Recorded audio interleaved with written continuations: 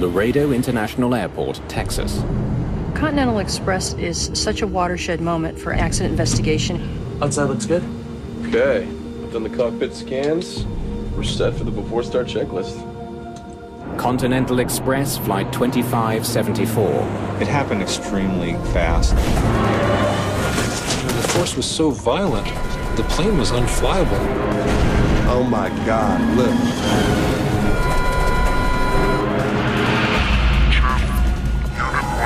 I was a little bit scared when I first saw the wreckage. I told him that I thought it was a bomb went off. Kaboom! The wreckage will tell a chilling story. If they had strictly followed those procedures, this accident should not have happened. Of good intentions gone terribly wrong. Mayday, Mayday.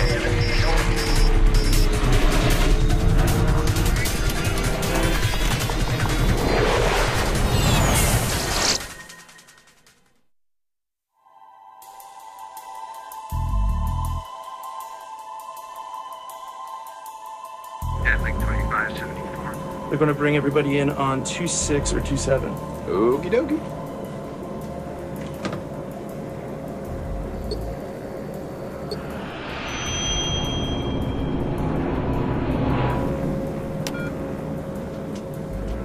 Autopilot off.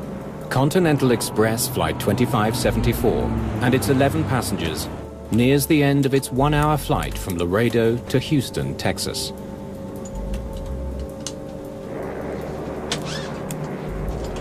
It's the second flight of the day for this crew. They've already flown from Houston to Laredo.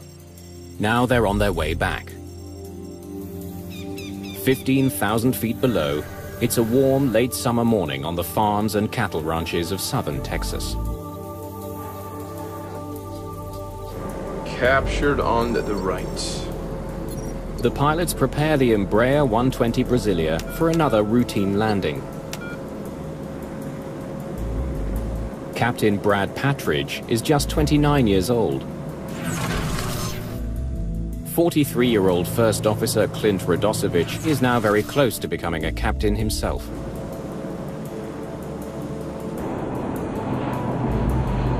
They are 110 kilometers from Houston, home for both pilots. Pushing this descent, making like the space shuttle.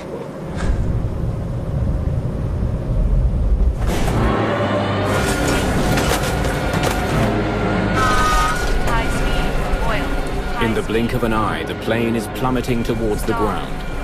It drops 2,000 feet in just a few seconds.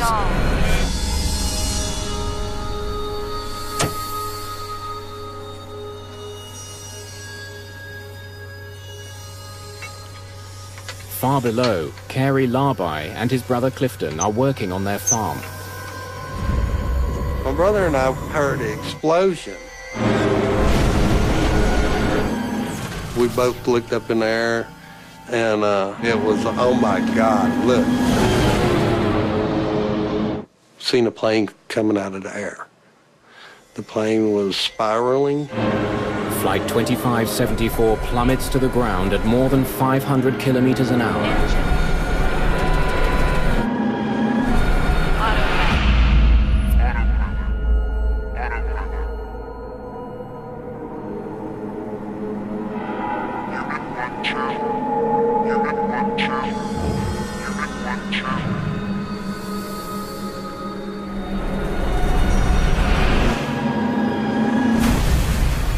When it hit the ground, there was a massive explosion. My brother said, "Let's go." And I said, "Man, I really don't think there's anything I want to see there." When I made the 911 call, they were asking for directions, and I told them, I said, all you have to do is follow the smoke. What we see on the ground is not recognizable in any shape, form, or fashion as having been an airplane. Firefighters find the smoldering wreckage of the aircraft in the middle of a farmer's field near Eagle Lake, Texas, just 110 kilometers west of Houston. As you went there, If you wouldn't have knew it was an airplane, you would have just thought it was a pile of trash. It was burnt so far. 10 bodies were found inside the wreckage, 4 outside. All 14 people on board, including Patridge and Radosevic, are dead. Accident investigators must now figure out why lives were lost on a popular commuter flight. Whenever one passenger dies in a scheduled flight, we launch an entire team. That's understood. We have about 12 specialties that form the GO team, and we have to be prepared to launch on 3 to 4 hours notice. Jim Ritter is an engineer who specializes in airplane mechanics. One of the key things that we do in every accident investigation is we try to figure out why did the airplane behave the way it did. Was it normal performance, or was there a malfunction that can explain what caused the accident?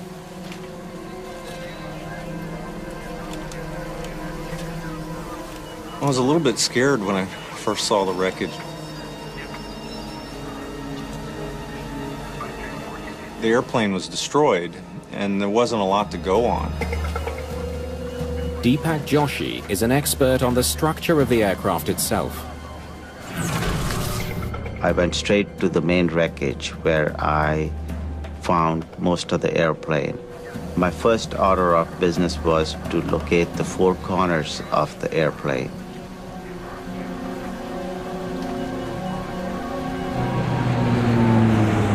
The small plane was a Brazilian-made twin turboprop, the Embraer 120.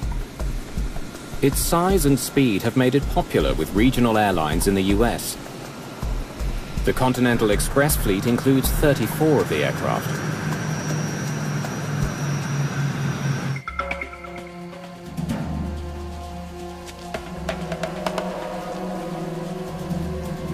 The first day when we got down there, I led the group in terms of interviewing 6 witnesses.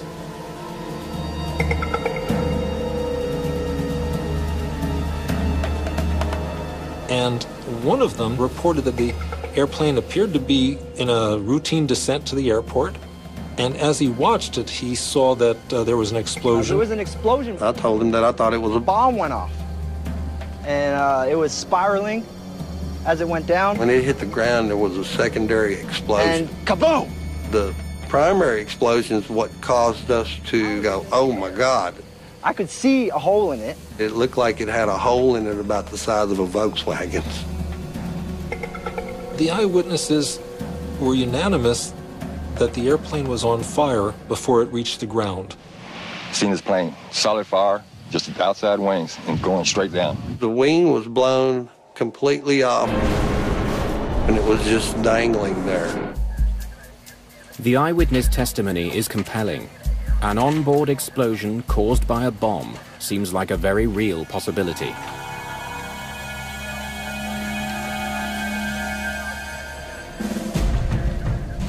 Agents from the Federal Bureau of Investigation are quickly on the scene, looking for evidence of foul play.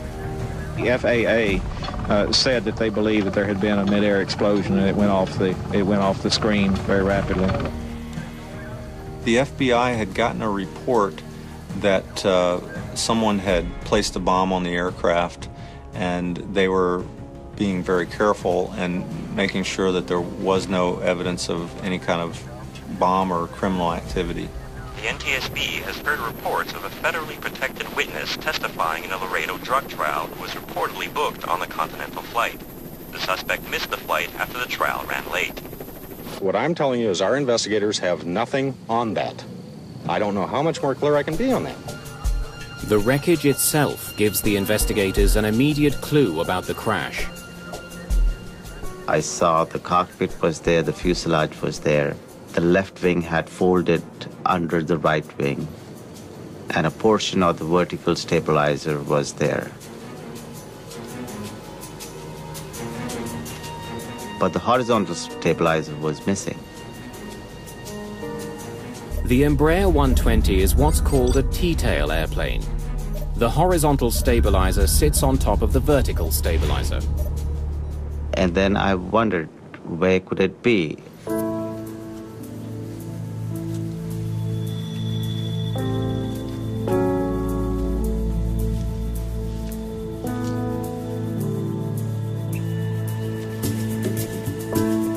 200 meters away, well back from the main wreckage, Joshi finds the missing tail section. Can someone help me get a bearing on this? That made me believe that there is definitely an in-flight breakup of an airplane. All right. A lot of the various pieces were scattered around, so one of the key questions that we kept asking ourselves was, what happened first? What initiated this event?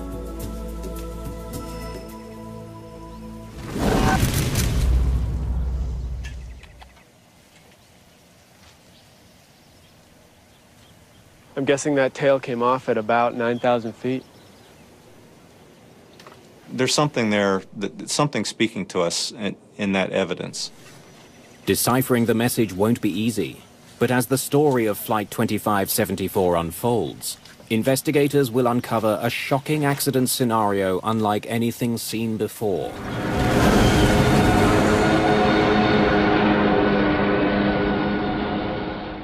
All 14 people aboard were killed, among them the pilot, Captain Brad Patridge of Kingwood. NTSB investigators recover the black boxes from the rear fuselage of Continental Express Flight 2574. The recorders are pivotal in our work. It's really what gives us a window into what happened. If we didn't have the flight data recorder, or we don't have the cockpit voice recorder, we don't have a lot of information to go on. The black boxes will be rushed to Washington for analysis.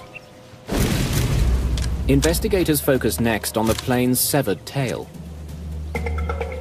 There is a missing piece of the puzzle, and it does not reach the main wreckage. That's where the focus tends to go. From its position 200 meters back from the rest of the wreckage, investigators can tell it was one of the first parts to come off the plane.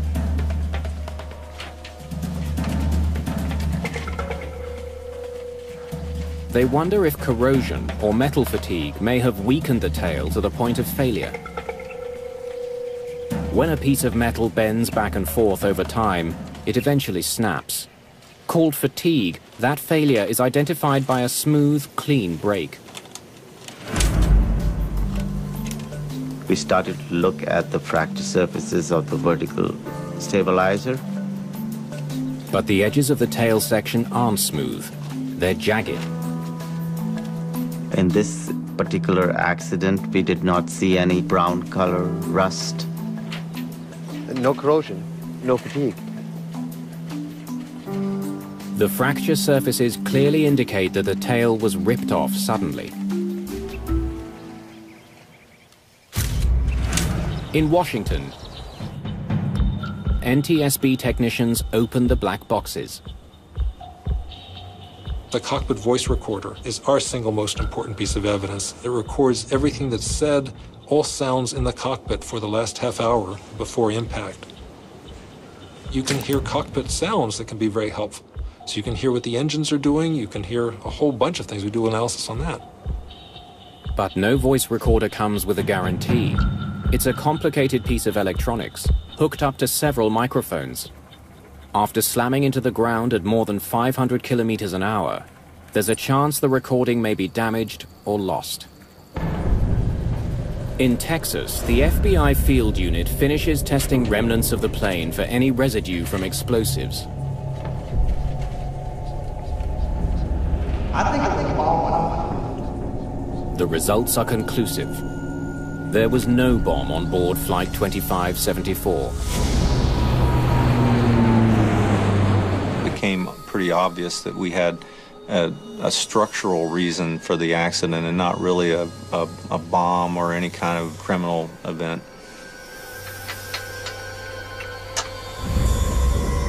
The fire and a mid-air explosion reported by witnesses were likely caused when the wing broke off, igniting the fuel inside. Investigators discovered that the tail section did not fall off in one piece.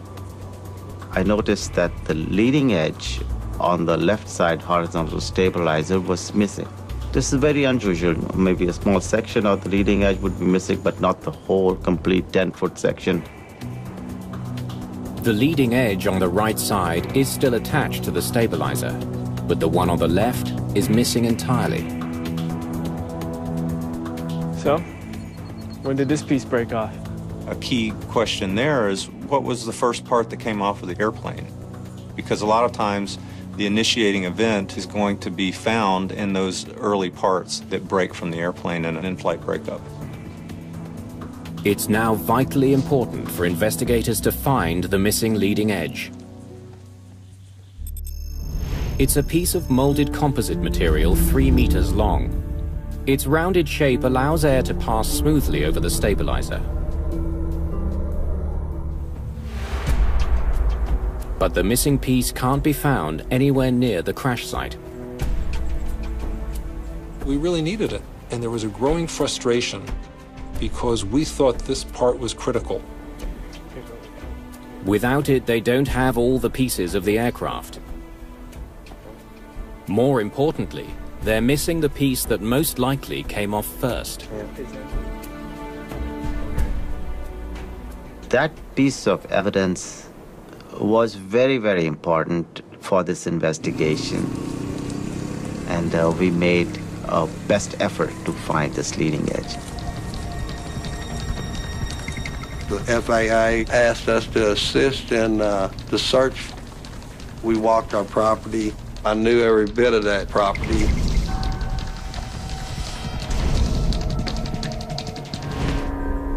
As searchers comb the area, Jim Ritter receives a copy of the CVR data from the lab in Washington. The good news is that the recording is intact. The pilot's final moments have been clearly captured. Radio check. Ritter wants to see if they discussed a developing crisis, or perhaps were forced to make a sudden maneuver to avoid an oncoming obstacle. If the airplanes are flying within 6,000 to 8,000 feet, you might have some involvement of birds. But the twin turboprop was flying much higher, well above any threat of a bird strike. Radio check. I can hear you loud and clear. As you also. Okay, I'll get you some ATIS. But the CVR is mostly filled with the sound of controllers giving the pilots routine instructions. Jetling 2574, say your heading. 050. Jetling 2574, roger. Fly heading 030. And normal conversation between the pilots. Got a few days off coming up. Gonna head down to the coast, little R&R, little golf. There are no hints of trouble on this flight until the first officer pushes his plane into a rapid descent towards Houston. Pushing this descent, making like the space shuttle.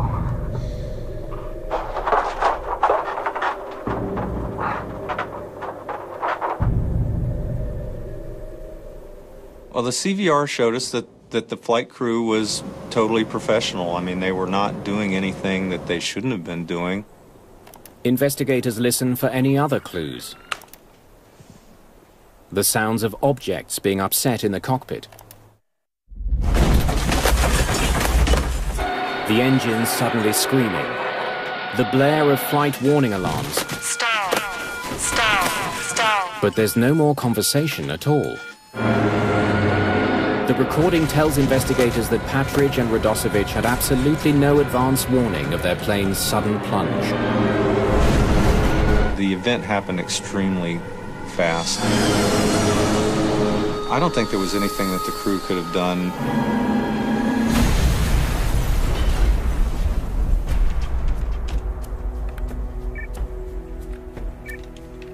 An analysis of the flight data recorder comes to the same conclusion.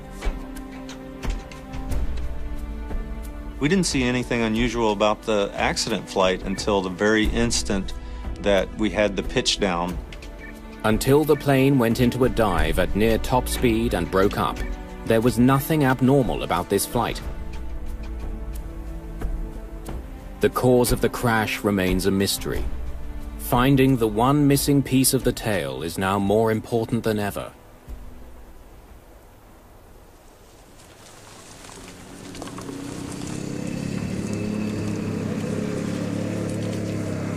We were doing marches through the area, and after several days went by, it was difficult. We had flights by the local volunteer groups were flying over the site. They're searching a 12 square kilometer area for a 3-meter long composite piece. Finding it is a long shot. There was this growing theme that we have to find that part. And there was a frustration that it was way more difficult than we thought. We had engineers from the aircraft manufacturer helping to tell us how heavy the parts were. Do you have the weight of the piece? The dimensions of the parts so that we could figure out what drag levels we might see. Ritter logs the coordinates of the crash site. He studies the weather patterns from the day of the accident. So I took that information, put it together, and calculated where the leading edge radius should be. Finally, he comes up with a possible location for the missing piece.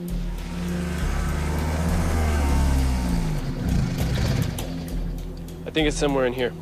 Over the next couple of days, we went to that area and we laid out a grid to search for it. We searched for it in the four-wheelers and in the helicopter. On the third day of the search, some good news. We were flying over the Texas countryside, big cattle country. Suddenly the pilot sitting next to me said, "I think I see it."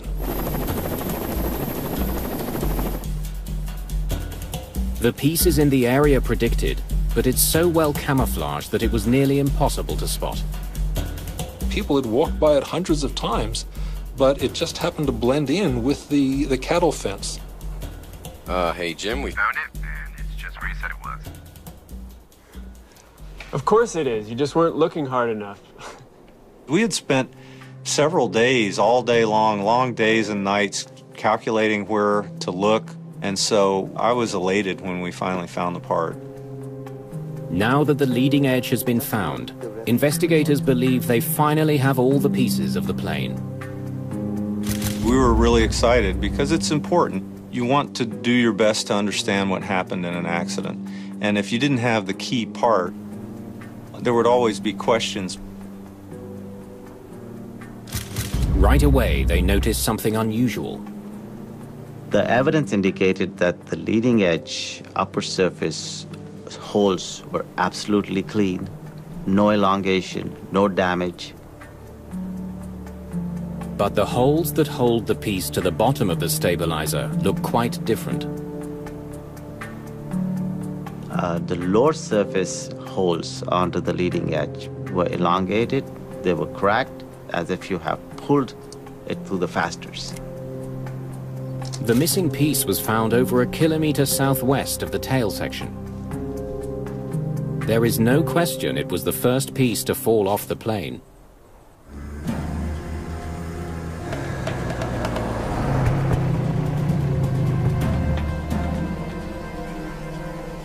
See, look here, look here. Absolutely perfect on top, but destroyed at the bottom. The fact that the screw holes on the top of the leading edge aren't damaged presents a frightening prospect. It looked like there was no screws attached onto the top surface of the horizontal stabilizer leading edge. The discovery presents the team with two important questions. Why were the screws missing? And could losing this actually cause the plane to crash? The leading edge improves the aerodynamics of the plane, but it's not a moving part that controls direction. It's hard to see how losing it would cause the plane to plummet from the sky. At that time, I was kind of surprised that losing a composite leading edge would actually cause such a severe impact. Now that all the pieces of the plane have been found, the investigation moves to NTSB headquarters in Washington, D.C.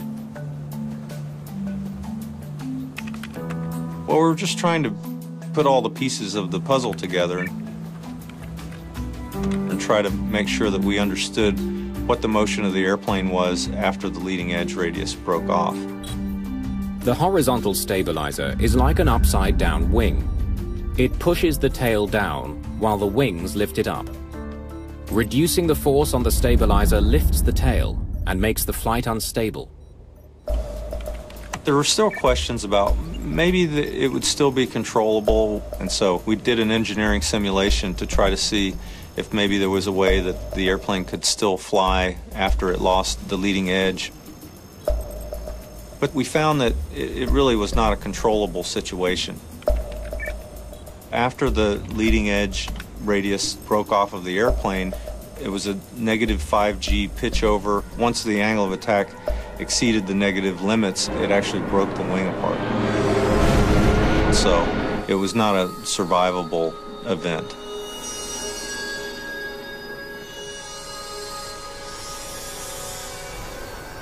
The simulations are conclusive. Losing just one leading edge along the horizontal stabilizer will send the plane into a catastrophic nosedive. Precisely what witnesses say happened to Flight 2574. If there's any component of the wing that you don't want to lose, it's the leading edge. The team now knows what triggered the crash, the loss of the stabilizer's leading edge. But what they still don't know is why the part seems not to have been properly attached. Examining the maintenance records for the aircraft, Brenner makes a disturbing find. A maintenance crew worked on the horizontal stabilizer the night before the accident. The evidence was mounting that we really needed to look in depth at the maintenance procedures done the night before and the maintenance area. Continental Express is one of the most popular carriers in the United States. The lives of thousands of passengers depend on the entire fleet of aircraft being properly maintained.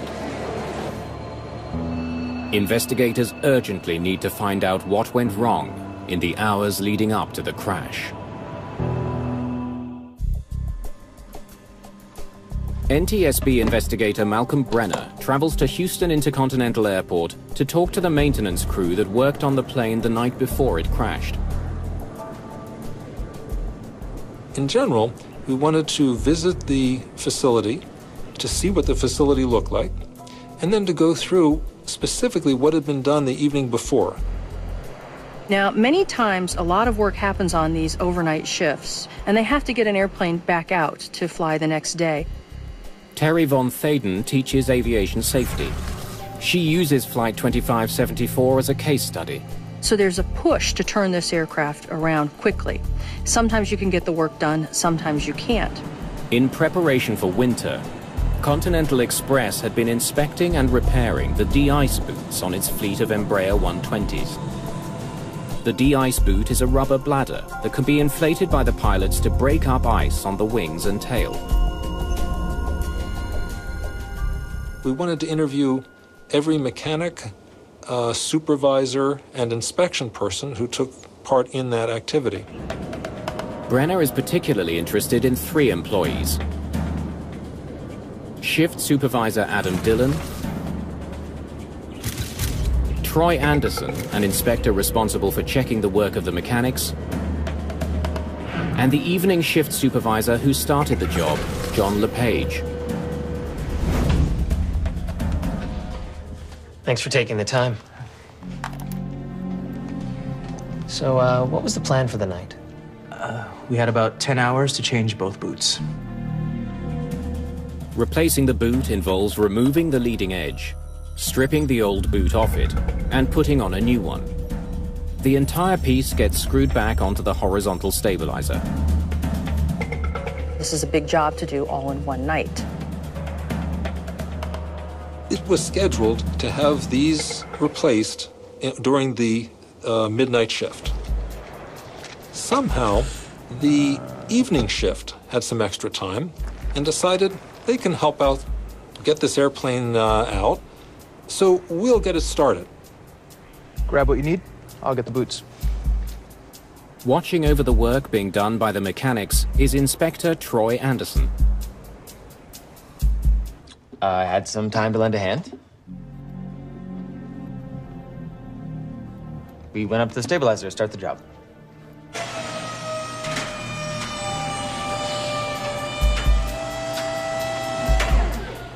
the mechanics started working on the bottom, the inspector volunteered to climb up on top of the thing and get the top ones. The evening shift, the second shift of the day, was going to remove the screws holding the leading edge in place. The rest of the work would be done by the midnight shift. At 10 p.m., Adam Dillon takes over as supervisor for the midnight shift. Hey, finishing a C-check, engine maintenance, and a boot swap. Both sides? Yep. Shift change is such a crucial time because we're taking work that's halfway done, and we have to be very, very specific about what's been done and what the other people are taking over. When I came onto my shift, I asked how far they got on the de-ice boots. The mechanics find that many of the screws are stripped. Getting them out takes longer than expected. I found out they were still trying to remove the leading edge on the right side, and it was looking like they weren't going to get both sides done. Then a crucial decision is made. You started on the left side yet? No. The crew that started work on the de-ice boots went home at 10:30. There's no way we were going to get both sides done, so I decided to just do the right side that night. Investigators learned that the supervisor of the midnight shift decided there wasn't enough time to do both sides. Guys, forget the left side for tonight, and let's get this plane out of here. So the guys, they spent most of their shift replacing the right side boot. A few hours later, mechanics finished changing the de-ice boot and reinstalled the right side leading edge. So your mechanics didn't do any work at all on the left side? No, we didn't touch it. After having changed just the right de-ice boot, Airplane 701 is rolled out to the gate for the first flight of the day.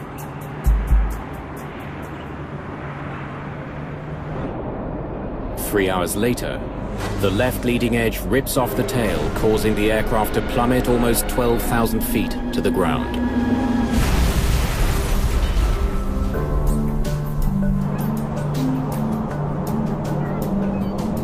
Back in Washington, NTSB investigators try to piece together the information they've gathered so far. Dillon and Lepage. The individual mechanics, the supervisors, in general, I thought we had good cooperation. They did describe what they were doing. I think they were credible. I believe they were trying to help. Where was Anderson if he was helping? We had about 10 hours. No way we were going to get both sides done. I had some time to lend a hand. The second shift. Investigators are almost certain that the screws were removed from the top of the left side leading edge and never replaced. But maintenance workers insist they only worked on the right side. Investigators are puzzled. So the second shift started the job. These guys, they started on the right side. Their inspector, he helped them. It's always dangerous when you change from one shift to another shift, and that's why there are very strict procedures about that. They were bypassing them. The inspector jumped in to get this airplane moving. That was all disturbing. Did he ever say what he did up there? Yeah, that's great. Let me see that. Help the mechanics remove the de-ice boots. What does that mean?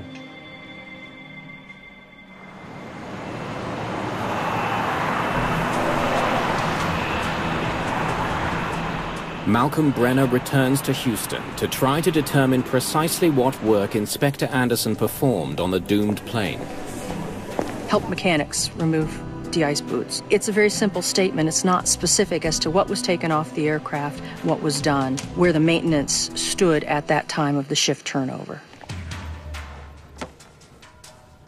Help the mechanics remove the de-ice boots. What did you do? Well, it wasn't that busy, so I offered to help the guys. The inspector went up on the man lift and started helping the mechanics. That's not his job. He said he wasn't too busy and they needed help. They're going to turn this around. It wasn't his role. It wasn't a good idea.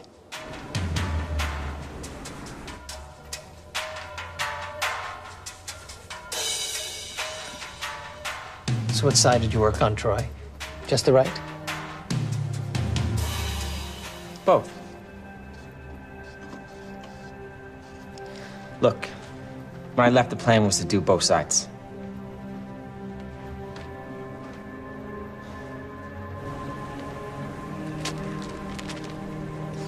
For me, the most disturbing was the inspector. He was up there and he was the one who actually took the screws off. Part of the philosophy of maintenance is that you have one group that does the work, and then you have another group, the best of the best, the cream of the cream, who are then inspecting the work, and their function is to sign off and make sure that this work is being done properly. He had a bag of 40 screws, and he left the bag of 40 screws that he took out on the man lift for the oncoming shift. You started on the left side yet? No. I spoke with the second shift supervisor. We decided to skip the left side. So he asked the supervisor, have you done any work on the left side? The supervisor looked up and said, no, not that I know of. Guys, forget the left side for tonight, and let's get this plane out of here. No one on the midnight shift knew that Anderson had started pulling screws from the left side. The work records weren't done. And the procedures, even though they're in place and should have worked, they weren't followed. Did you give your mechanics the paperwork to fill out on the job? No. Sometimes the paperwork takes longer than the job itself. On a shift turnover, that's one of the critical things that you have. You have a written record that anyone can go back to. It wasn't done.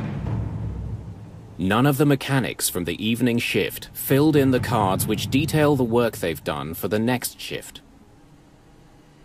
Paperwork is never fun, and then when you're describing something you've already done, people don't necessarily want to do that. I've already done it. I did it. I don't necessarily want to go back and write it down that I did it.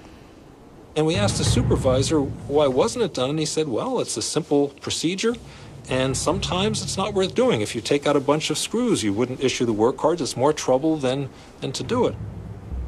That was disturbing.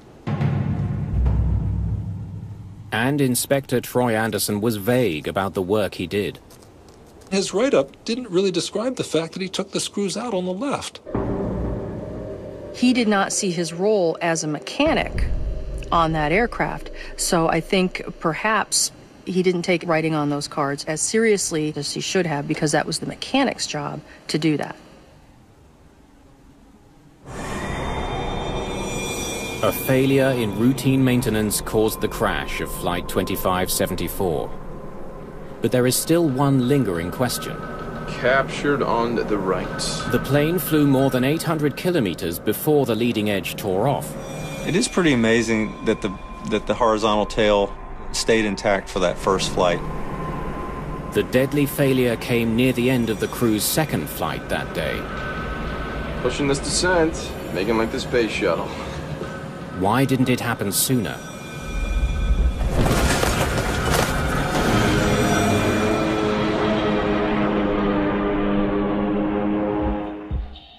Investigators pore over the recorded data from both flights.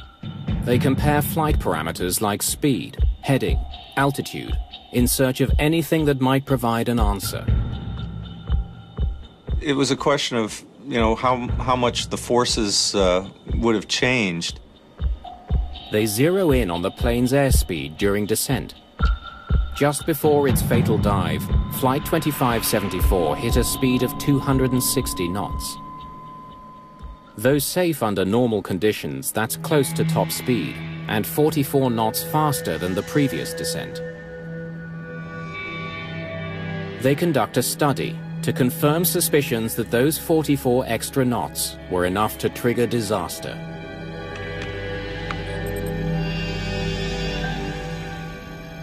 The leading edge stays on at 216 knots, the plane's maximum speed during the first flight.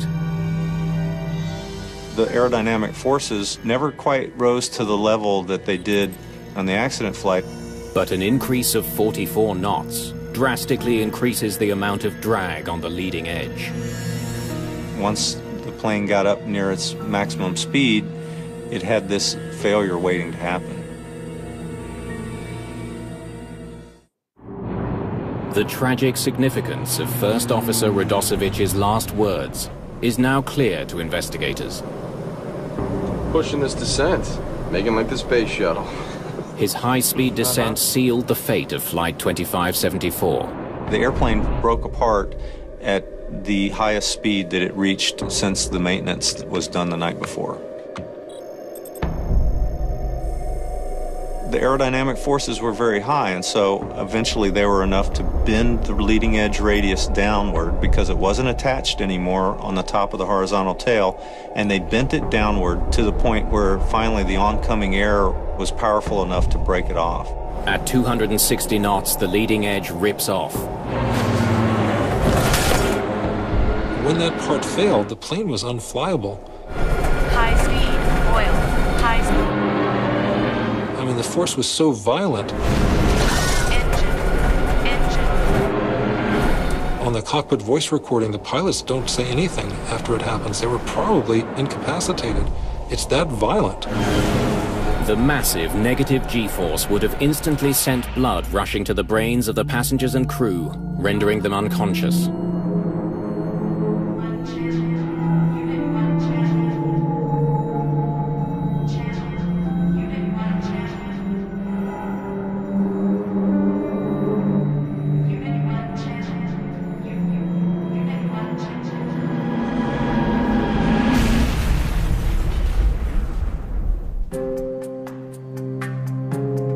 The NTSB blames the accident on the failure to reinsert all the screws holding the left leading edge to the tail. My heart reached out to the people that had worked on the airplane because I knew this was a human error. And whoever had been involved in that maintenance, I'm sure, was going to feel very badly about the situation. The safety board also takes the unprecedented step of faulting Continental Express for not making sure all maintenance procedures were followed. In particular, the failure to ensure the mechanics and inspectors completed the proper paperwork. Sometimes the paperwork takes longer than the job itself. This was a preventable accident. If they had strictly followed those procedures, this accident should not have happened. The Continental Express accident is such a watershed moment for accidents and accident investigation in particular because it's one of the first times that the culture of the organization was mentioned in an accident investigation. Never before has the NTSB cited an airline's senior management for allowing a climate where rules get bent. Leadership needs to understand their accountability in these accidents and have more commitment towards the people on the line so that they can do their jobs properly and effectively. As a result of the crash, airlines now put much greater emphasis on making sure all safety procedures are followed. They use computerized systems to more precisely track mechanics' work. But better technology is only part of the solution. One of the things we try and get people on the front line to do is talk. We try and encourage them to speak up, that there are no stupid questions. Every question is important. This is a case where small deviations by many people, where cutting corners in small ways that appear small to each person can accumulate to cause this horrible accident. Horrible and preventable accident.